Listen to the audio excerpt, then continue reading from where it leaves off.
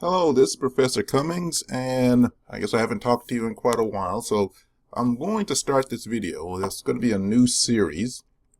I'm going to do this video series, and then I will start getting back into the more traditional engineering videos that I've normally done. But this is a series I thought was pretty important, and I'll explain why in a couple of minutes. I just wanted to go ahead and get your attention focused on this. Here I saw this headline. I've seen several headlines over the last several months, maybe even a few years now, talking about the Americans and our record levels of debt.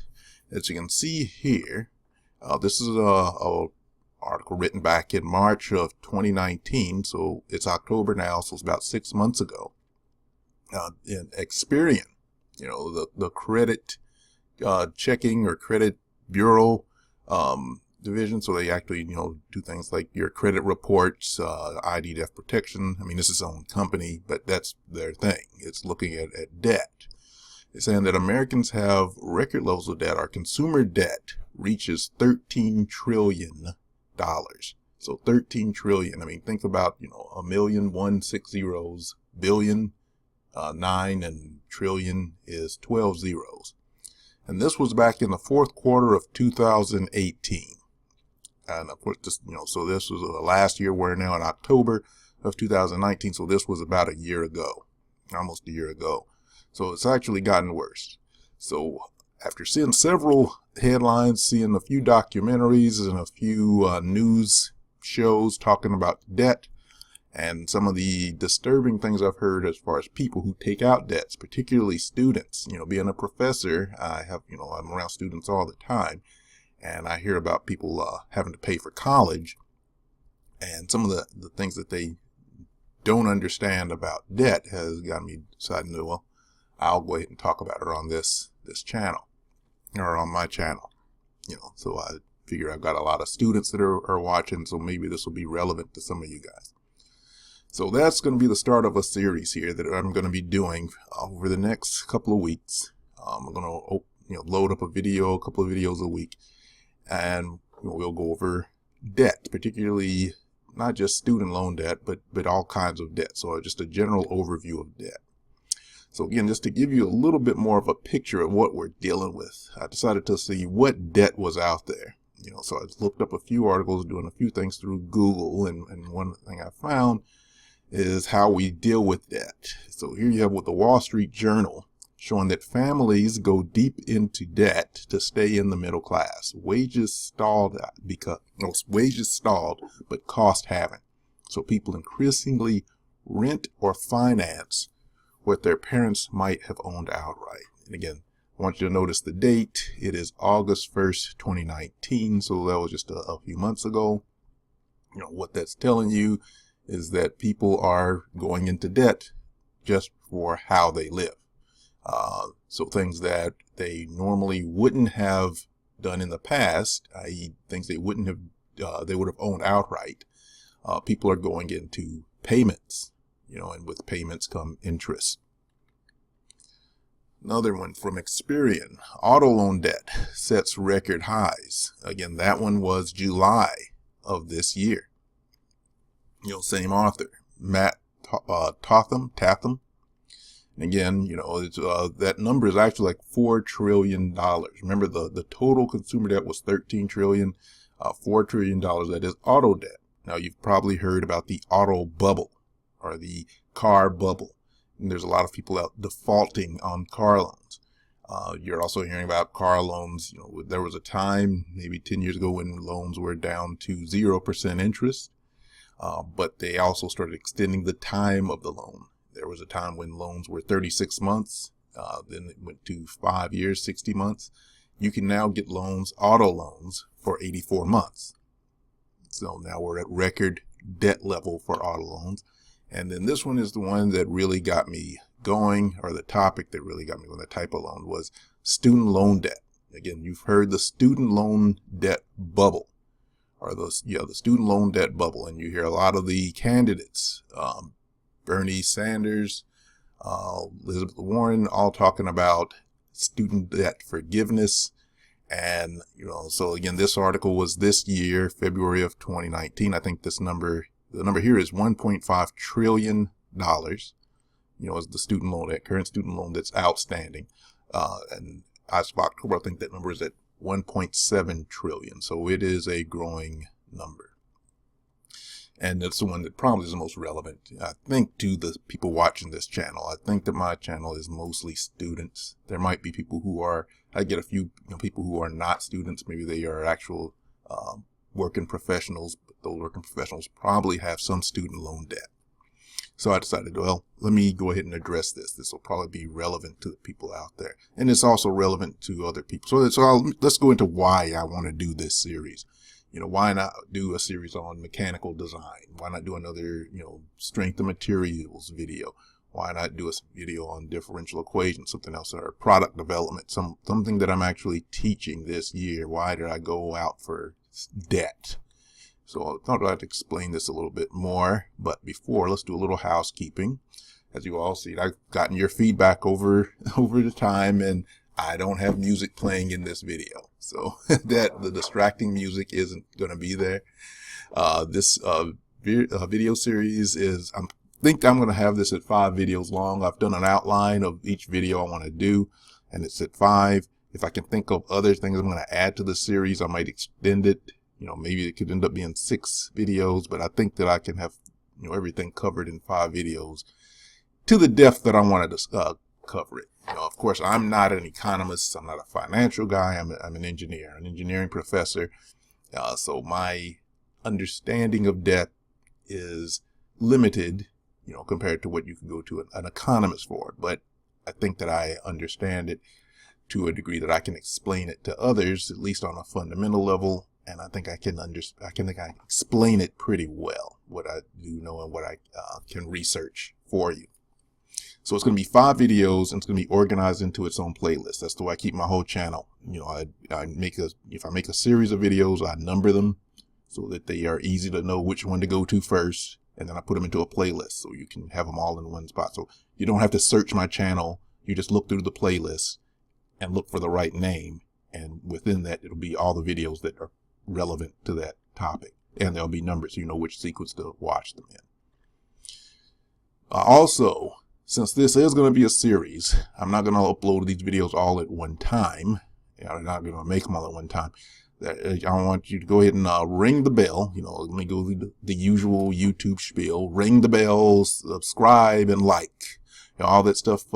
It doesn't just help my channel, so other people see the videos. YouTube's algorithm says, hey, these videos are important. People are liking them. People are subscribing them, But ring that bell and the subscription. Also make sure that if you like this series, as I go through this video and you decide this is something you want to see the other 5 or 6 videos of, every time I upload, which I think I'll do them twice a week, you will get a notification. So that way you don't have to say, hey, where was that video? I know a lot of times if you don't get videos recurring or something in your recommended list, it's because you didn't hit a like. If you hit a like, you'll probably notice, you hit a like on baking cake videos, you'll probably start seeing baking cake videos show up in your recommendation list. So use that to your advantage. Know that if you hit like, if you hit the notifications button, you'll see more of my particular videos. Okay.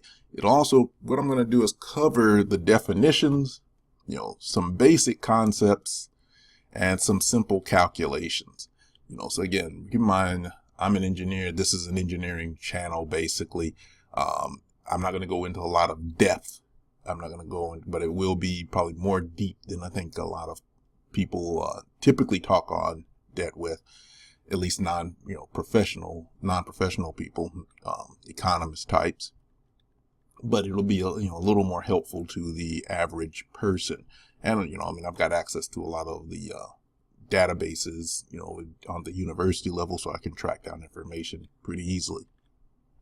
And let's see, I will make the sources available. And when I say available, what I mean is I'll give you links. I'll give you names. I'll give you, the experience site, the author's name, the date that it was done, anything that you can do to go to Google and track down this information yourself. Because again, I'm going to be giving you a 5,000 level view, 5,000 foot view. And I'll leave it to you if you want to dig down deeper into any of the specific topics that I go into. But I'll let you have access to any of that information as as I can. That way, also you'll know that I'm not just pulling stuff out of thin air. I do use sources when I do this. So again, now why this particular series? So why am I interested in this series? Again, I kind of explained it. I work with a lot of students.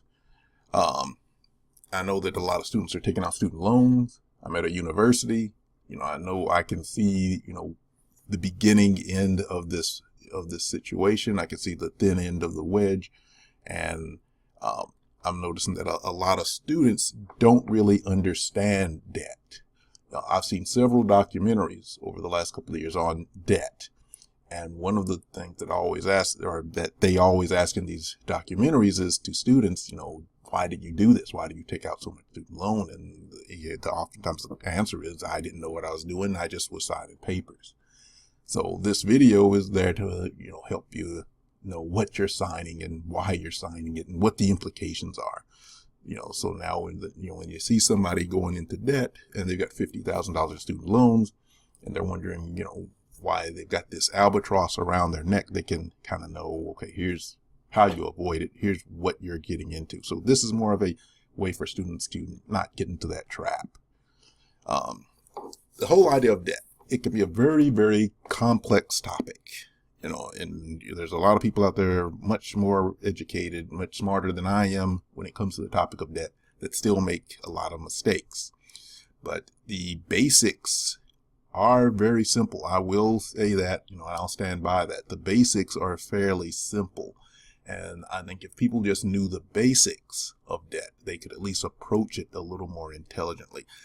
And again, I will leave you sources. I'll give you, enough that you could look up anything that I say. And hopefully, like my goal in most things I do is to make the student independent of me. I want you to know enough about it so that you can, go on your own and become a self-learner. So let's get more into this whole thing. Because you oftentimes hear it called the student loan bubble. I think I'm hearing the car bubble. You're in the housing bubble. So these are very alarming terms. A lot of people hear these, they associate it with the housing bubble or the .com bubble, things that were very devastating, things that were, created a lot of problems, a lot of trauma for people economically. So let's go into one of the first definitions.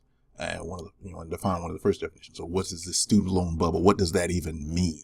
And let's forget student loans. Let's forget car. So let's just talk bubbles in general. What is a bubble?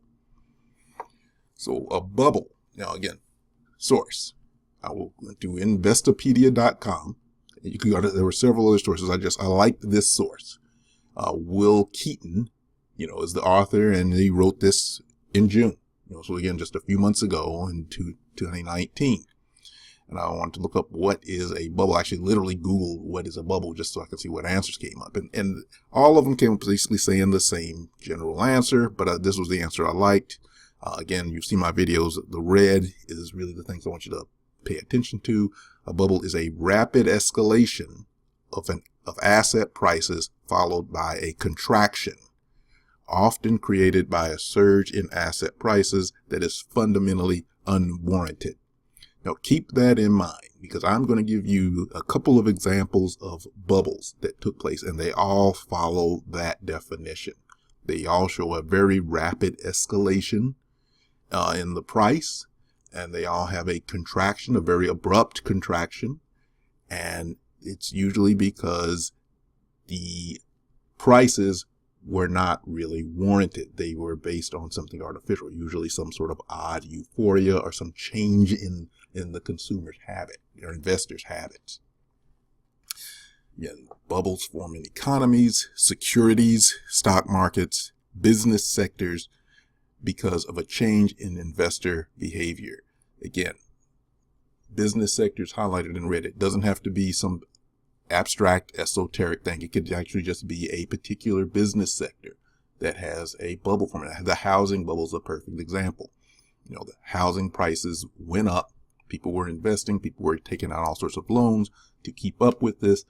And they actually, the price started to come down. There was a crash, and a lot of people were, hanging out, were backside out because of that price crash. This is why you see so many people who are quote unquote underwater on their houses. Basically what it was, they took out a loan at these escalated prices.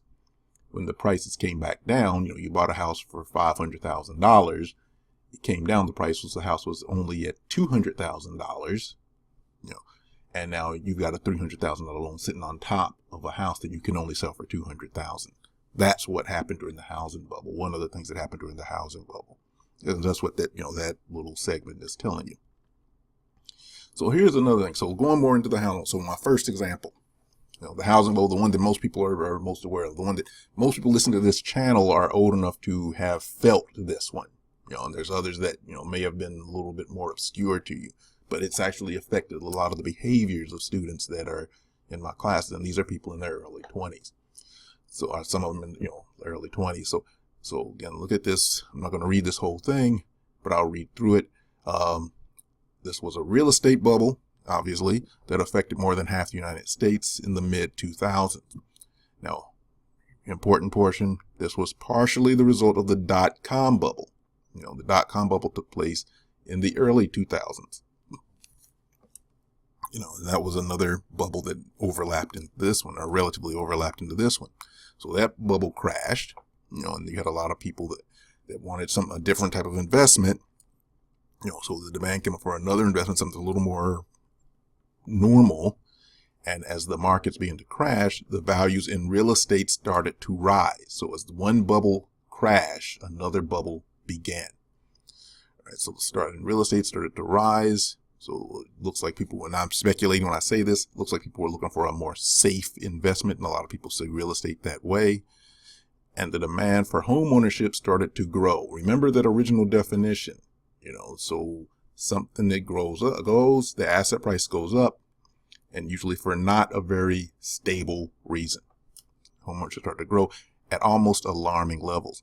Interest rates started to decline, which meant people could borrow more money, and whatever strict lending requirements that banks and lenders had were all but thrown out the window, which meant almost anyone could become a homeowner. So again, not only did the demand go up, they made it easier for more and more people to borrow money on that house, or on houses, or on real estate in general. And a lot of crazy things were happening. People were buying houses. People were speculating on houses. People were buying things for rental properties. People were doing flips. I don't know if any of you are old enough or were interested in watching shows like HGTV and several other shows. There were all these renovation shows that were coming on right around this time, the early to mid 2000s. You still see a couple of those on, but not nearly the amount that were on back then.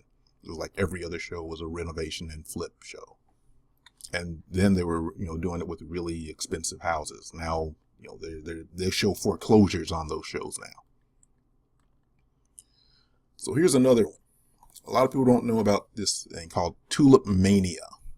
Tulip mania, I like this example because it is such a silly sounding example, but it is also a really good demonstration of what a bubble is. So Tulip mania happened back in the 1600s, between 1636 to 1637. It started off in Holland, it was in Holland. Somebody had taken in imported bulbs from Turkey. They did it for research. It was a botanist. So a scientist actually was just studying this plant called tulips. They were pretty. People liked them. And people started buying the tulips. So again, let's go through my writing. So during the 1600s, a botanist planted tulips in Holland. They were doing it to conduct research.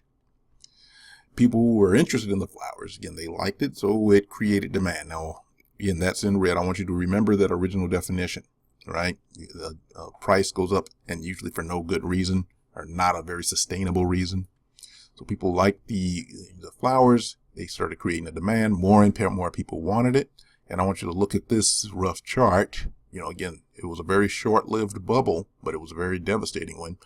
It's at one price, and it gradually, very abruptly went up at an alarming rate. Okay, so it created a demand, and as the demand went up, the price went up. As the demand increased, the prices increased dramatically. Sometimes it went up to 6 times the average salary. Now, these were premium tulips, but all of them went up. 6 times the average salary. So what do people do when the prices are that high? They use debt. They use debt because you can't buy a tulip out of your pocket money. You have to actually borrow money to get those tulips. So people went into debt to buy tulip bulbs. Now imagine going into debt at this point. It's almost like buying a house at inflated rate during the housing bubble. When the price started to go down, panic set in. And, as it probably should, between February and May, over the course of, look like 3 months, and again, 1637, the prices started to collapse. But, it really took till the next year for the prices to actually get back to their original level. This graph is a little misleading, but it still was a very abrupt fall in the prices. Now imagine somebody who had taken out 6 times their salary to buy bulbs at this point. They couldn't sell them. So what kind of debt did they have? So you had a lot of people that really lost their shirt during the tulip bubble. So it was a very devastating bubble. And it was a bubble not unlike the housing bubble, not too much unlike any other bubble that happened. And bubbles are, this was 1636 to 1637. So, we've had a lot of bubbles through this time. And again, it follows a very common definition, very common pattern. So one thing you can say about bubbles, and this can be applied if you look at the student housing or student loan bubble the same way. During bubbles, people are highly leveraged, meaning they go into debt, using a certain amount of their own money and maybe a little bit of their own money, but a lot of debt to get control over an asset. We'll go through a more deep definition of that, but they're highly leveraged during unsustainable circumstances. The tulip bubble was an unsustainable circumstance, and it left them in a precarious situation. So that was just giving you a basic understanding of what, the student loan crisis, at least an overview of it, why I'm doing this video.